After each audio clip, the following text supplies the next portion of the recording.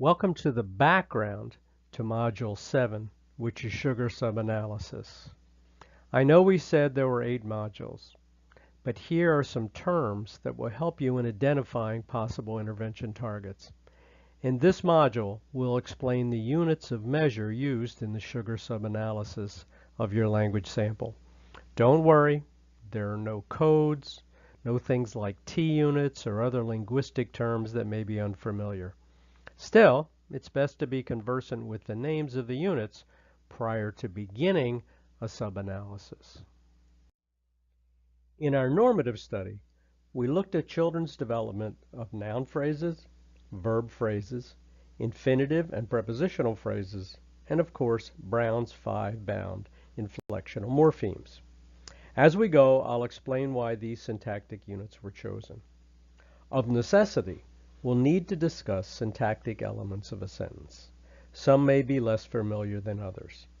The important thing is that we don't intend to abandon you. You can watch this video module again and again and check the handouts on this topic. In addition, we'll be explaining sugar subanalysis in Module 7, so hopefully these terms will become more familiar to you as we go. A sentence consists of a noun and its accompanying verb. Nouns and verbs can also exist outside a sentence. Let's concentrate on noun phrases for a moment. For example, you might say a vanilla cone in response to what kind of ice cream do you want? In your answer, the word cone is a noun, but there are other words attached. Together, these words make up what's called a noun phrase. These words fall into predictable patterns and groups that can be used in your subanalysis. In doing so, we'll go beyond phrases and identify the elements of those phrases. We all know what a noun is. A noun phrase consists of all the other words associated with a noun. For example, nouns are often preceded by an article and an adjective, as in the tiny puppy. That said, noun phrases can be much longer. The nice thing about noun phrases is that the elements occur in a specific order, making them somewhat easy to find. The large categories are initiator, determiner, adjective, noun or pronoun, and modifier. Luckily, there's no need to memorize these. The elements are much easier, and we'll discuss those in a minute. In the yellow box is an example of a noun phrase pulling elements from several categories. You might be wondering why we chose noun phrases as an element of subanalysis. Linguists have identified noun phrases as one of the internal units of a sentence that experiences growth as children's language matures. In addition, the development of noun phrases correlates with the growth of literacy skills. Here are the noun phrase elements within each category.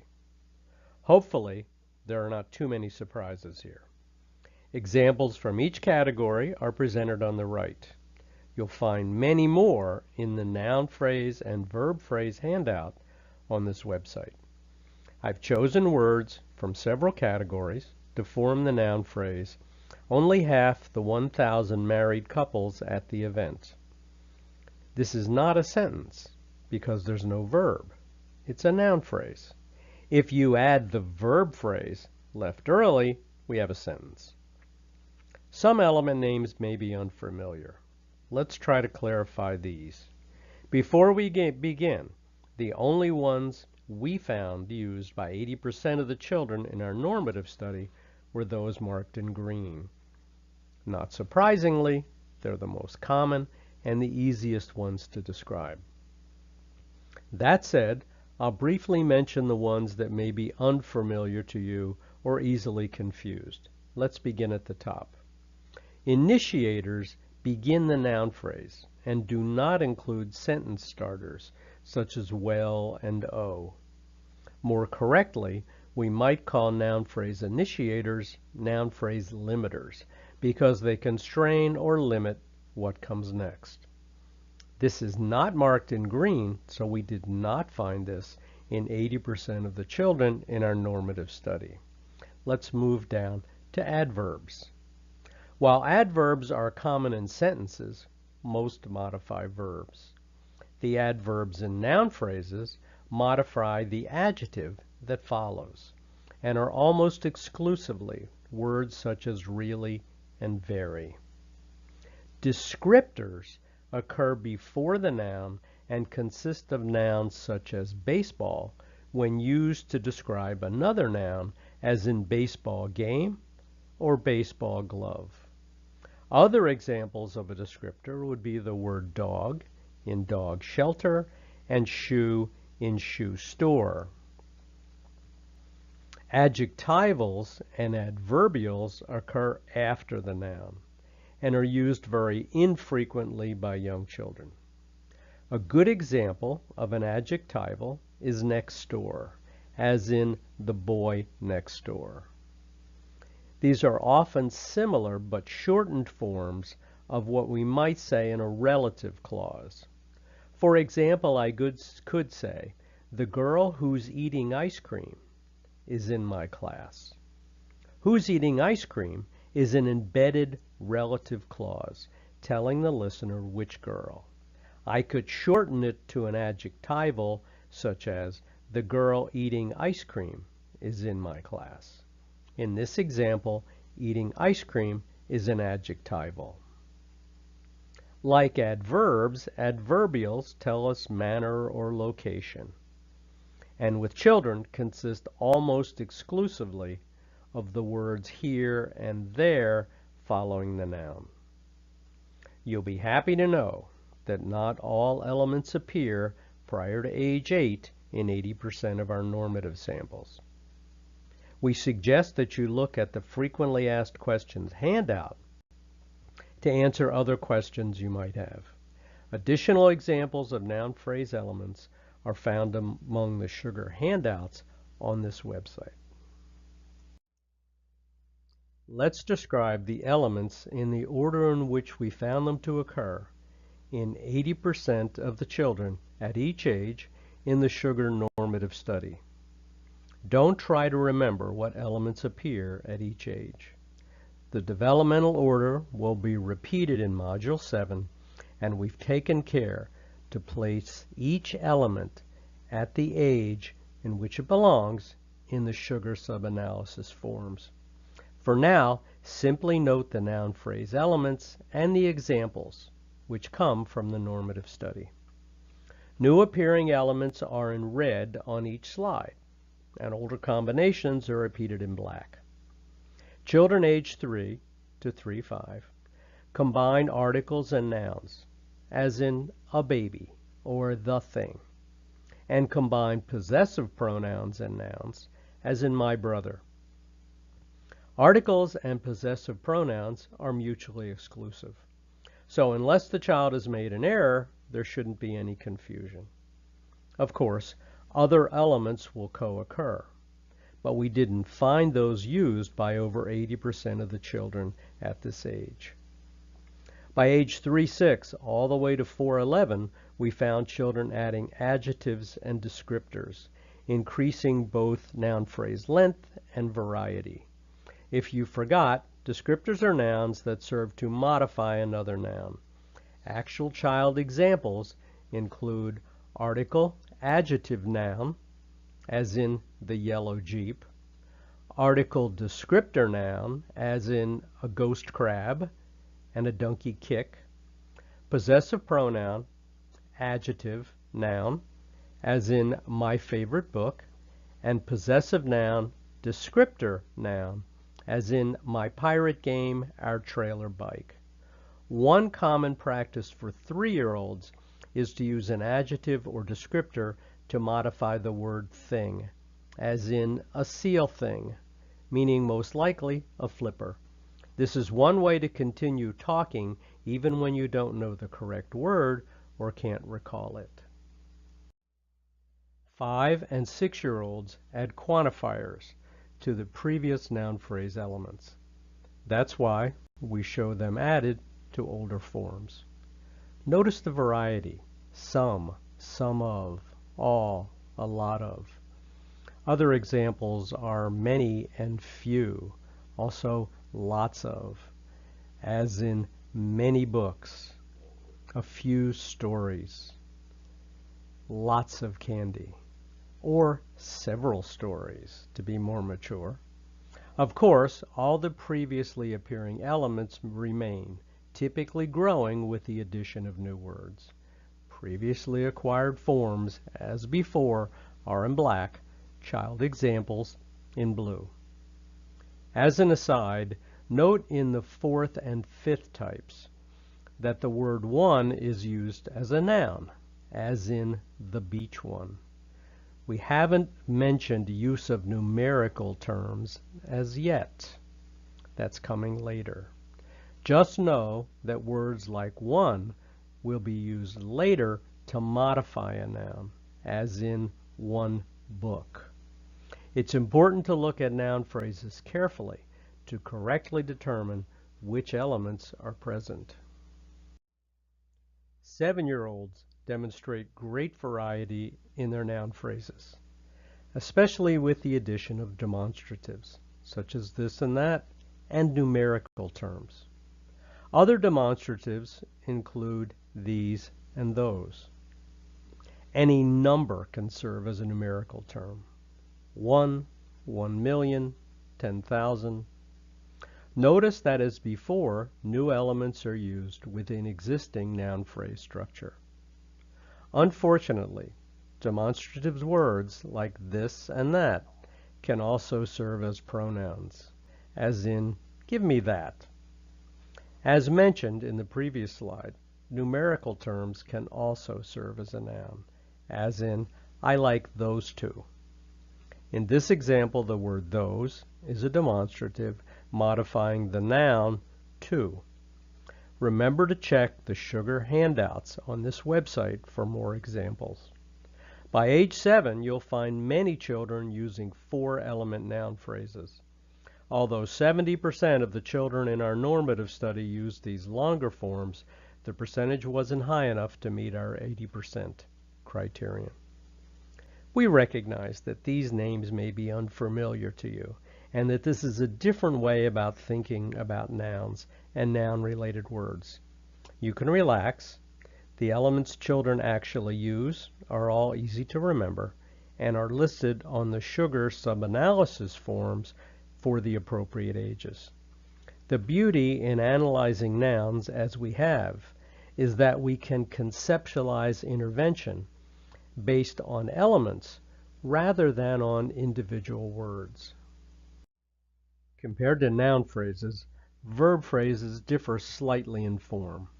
Basically, beginning with the auxiliary verb, if present, or the verb phrases include everything that follows to the end of the clause. There's one exception, which we'll mention later. In the sentence, Daddy jumped, the verb phrase is simply the word jumped. Unlike noun phrases, the elements in a verb phrase do not have a strict word order. It's a little looser. There may be an auxiliary verb, there may not be. There will definitely be a verb, and the verb may be followed by one or more of the elements to the right of the slide. For example, she has been eating at our house. Has been eating at our house is the verb phrase. Note that she is a noun phrase, as is our house. The verb phrase includes a prepositional phrase, at our house, containing the noun phrase, our house. Now, that probably sounded very confusing. Let's walk through that again. Let's state it another way. The sentence, she has been eating at our house, contains one noun phrase, she, and a verb phrase, has been eating at our house. That verb phrase includes a prepositional phrase, at our house. We can break that down into a preposition at and a second noun phrase, our house. Don't worry, we're going to walk you through how to do this on the sub-analysis forms. I hate to mention exceptions when we're already trying to grapple with verb phrases, But I said a verb phrase goes to the end of the clause.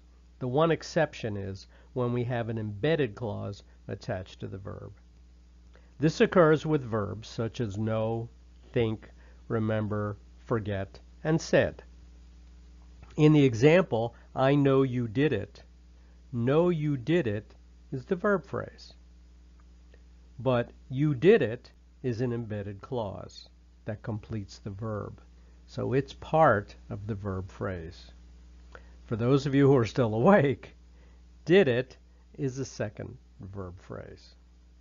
So we really have two clauses here. As we let this sink in, let me justify our interest in verb phrases. The verb phrase is important for the basic proposition of the sentence. The verb phrase tells us what happens. In addition, in English, movement of verb phrase elements, as in he is and is he, determines the form and type of the sentence. Verb phrase tenses also determine the element of time and the relationship of elements in the sentence. Wow, that was a lot. I apologize. Let's plug in some elements and words. Let's break verb phrases down a little. Across the top are various elements of the verb phrase. Some are mutually exclusive, and some are dependent on the form or the tense of the verb. The second row contains examples. Let's explain a few. Modal auxiliaries. Modal auxiliaries express your mood or attitude, including words like may, might, must. Some words, such as have, can be an auxiliary verb, as in have eaten, or a main verb, as in I have won. Finally, the last row contains examples, as in might have been walking to school. I know these are complicated. I'm trying to show you what's possible. Almost all children in the ages we're discussing are using much simpler structures. So relax, and let's see what children did in our normative study. Again, we used an 80% criterion. 80% of the children at age 3 to 3-5 used the progressive verb, as in I eating cookies, the be copula, as in she's just a little baby, irregular past, as in they drove the road, infinitive phrases, as in I like to play, and prepositional phrases, as in I like to play with cars. So far, not too complicated, I hope. By age 3-11, the children added the be auxiliary, as in I'm eating ice cream, the third person S, as in my baby sister always comes and snuggles. Note that with the addition of the be auxiliary, the entire form of the present progressive is present. Therefore, in our progression, we included the be auxiliary and the progressive together from here on. Of course, as with noun phrases, previously appearing forms continue to appear. Children age 4 to 4.5 added do and does as auxiliary verbs. These occur primarily in negative forms, such as don't and doesn't, and in interrogative sentences, such as do you like gummy bears? No new forms appeared between 4.6 and 4.11, but all the earlier appearing forms continued in 80% of the children in the sugar normative study. The only new verb phrase element to appear at age 5 is the regular past ed, as in I planted some vegetables too. It's important to remember that we were looking at 50 utterance samples, not longitudinal data. We're reporting what 80% of children did in a very short snippet of their language. Our goal was to replicate what we might get in a child language sample. You might recall that Roger Brown and others reported mastery of some of these structures at an earlier age. That's based on longitudinal data. In sugar, we're reporting likelihood of occurrence, not mastery. Again, our rationale is that if 80% of children use a language feature in a short 50 utterance sample, then most likely children have acquired this feature by this age. Also note the relative length of the verb phrase examples. 5-year-olds are using longer forms than we saw with younger children. By age 6, children are adding modal auxiliaries. You'll recall that these express the speaker's mood or feeling about the proposition in the verb, as in, I could go versus I will go. As before, all previous forms continued in the samples of 80% of the children. During ages 7 to 7-11, no new verb phrase forms were added by 80% of the children. That said, this is a pretty impressive list of verb phrase elements. Notice the complex thoughts being expressed by these children. Let's look more closely at the last 3. But Elizabeth doesn't actually watch it anymore, because she's almost at the end. We have 2 independent clauses. Elizabeth doesn't actually watch it anymore, and she's almost at the end. The verb phrases are doesn't actually watch it anymore and is almost at the end. In the second, whenever someone hugged them, they turned into dog, cat, and mouse. Here we have whenever someone hugged them and they turned into dog, cat, and mouse, containing the verb phrases hug them and turned into dog, cat, and mouse. Finally, at the end of the day, at Spanish, maybe I might give him it.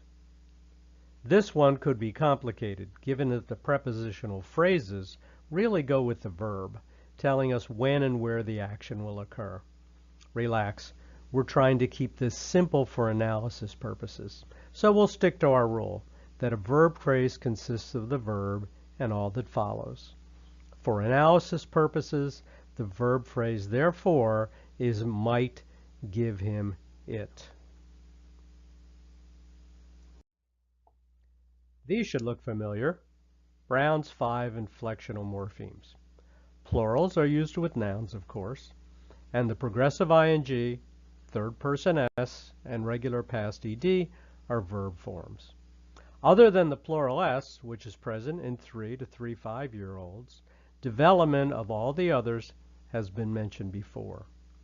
We should note that the possessive s did not occur in 80% of the samples at any age, although young children used possessive pronouns indicating they understood the concept of possession.